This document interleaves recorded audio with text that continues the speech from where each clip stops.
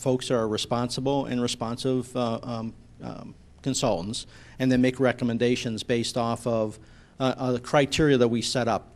But it is our intent to try to focus on Elyria and Lorain County contractors as much as possible.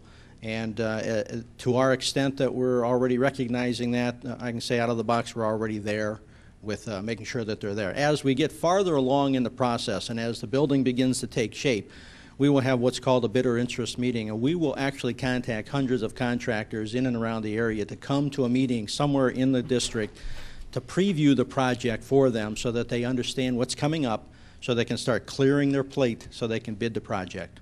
Thank you, John. I know that we had discussed this when you all were selected, and that was one of the high points of selecting you, was because you were very conscious of the economic needs of this community. So thank you for giving that explanation so that You're quite welcome. aware of it. Thanks. Katie? The community survey was just recently posted on your website and published in some of the local newspapers. And I have to say that it has been a stunning and tremendous early response. At this point, when I checked today, there were over 149 surveys that had been returned. That clearly states that your community is very interested in being involved and being informed. Of the surveys that were received to date, 42 of the survey respondents currently have children in the Elyria schools. 17 of them currently have preschool age students that will be coming into your district.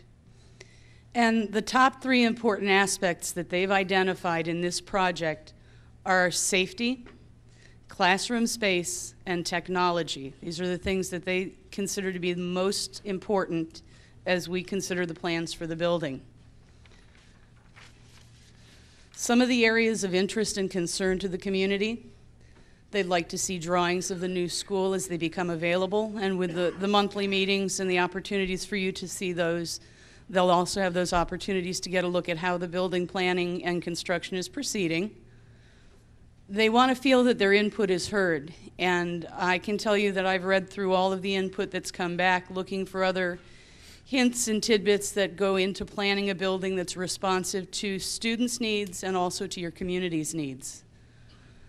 They'd like to have community access to the gym facilities, to your meeting spaces, and some other areas in the building, some technology interest after school hours. They do also, though, want to make sure that student activities take a priority over the community's use of the building, so they clearly understand that the school is for the kids and they want to see the kids reap the benefit of that building first. They want to see some senior citizen activities perhaps integrated into the campus. School team shop, someplace to sell school items, school supplies even were referred to in this.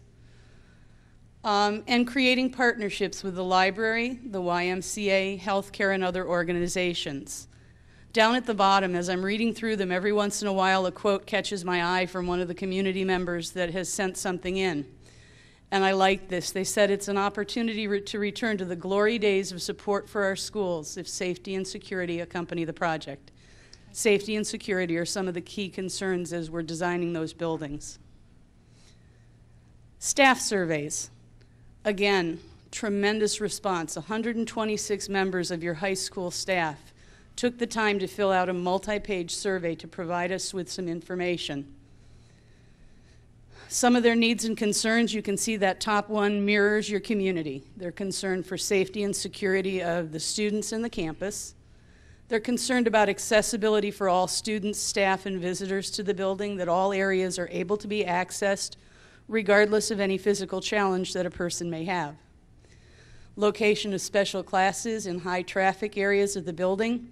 That refers to your music, your art, your PE, and keeping those with some buffer zone between the academic core areas of your building so that those high sound, high traffic areas don't interfere with the academic classrooms.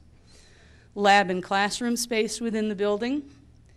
Having adequate meeting space for student meetings, for staff meetings, guidance counseling, those types of activities.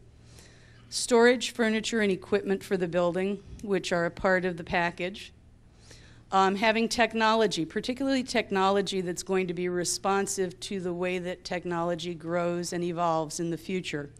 that it's something that's not locked into the here and now, but is also going to be expandable and going to grow as technology changes. Adequate electrical in the classrooms, and I see a smile coming my way. I actually had a chance to walk through the building and see some of the challenges that they were working with and how valid this concern was for them. And then finally, heating, ventilation, air conditioning, windows that operate, and plenty of natural light. Classroom spaces all have natural light in them. Heating, ventilating, and air conditioning is a part of the program, and the classrooms have operable windows. Next steps. The development of the program of requirements. This is a process that we go through where we look at your building, we look at your curriculum, how your teachers teach, what your teachers teach. We take a look at your master scheduling, your staff input, and then the Ohio School Facilities Commission has a design manual that when you stack the two of them together is about 10 inches thick that also has some guidelines and parameters that we work within. All of that goes into defining the spaces. This diagram is taken from the Ohio School Facilities Manual, and it is just an example of what a 450 student building would look like.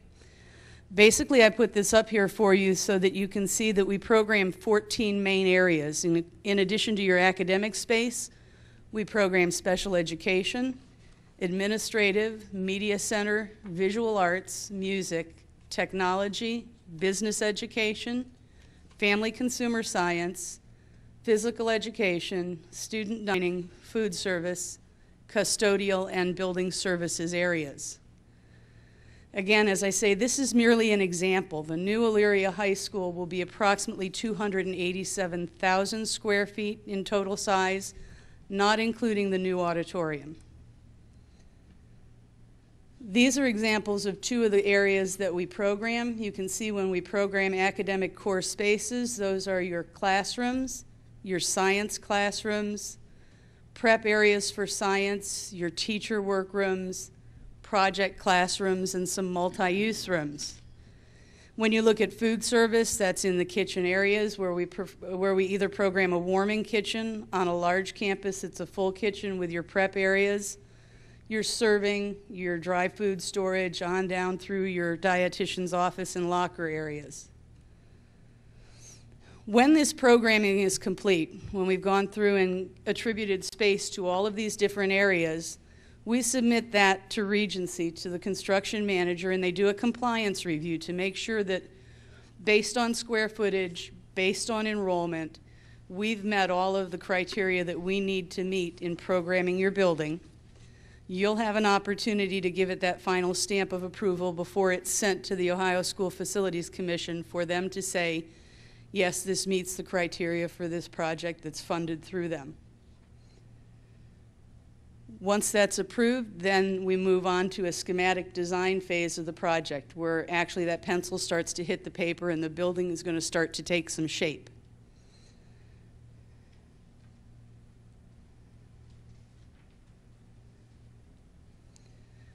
We take that information from the POR and we do some initial planning of building space. In a moment, I'll have a little bit larger picture for the one that's down there and show you what goes into a few of the spaces that we program. Using the information, a floor plan or a schematic design for the new Elyria High School will begin to be developed. Staff will have an opportunity to take a look at that as we go along. One of the reasons that we do like to have the staff take a look at it is occasionally we'll place something in an area of the building and they'll go, this would be more effective if it was located near these services. And it makes sense, and if it's able to be accomplished within the program, then we can make those kinds of shifts.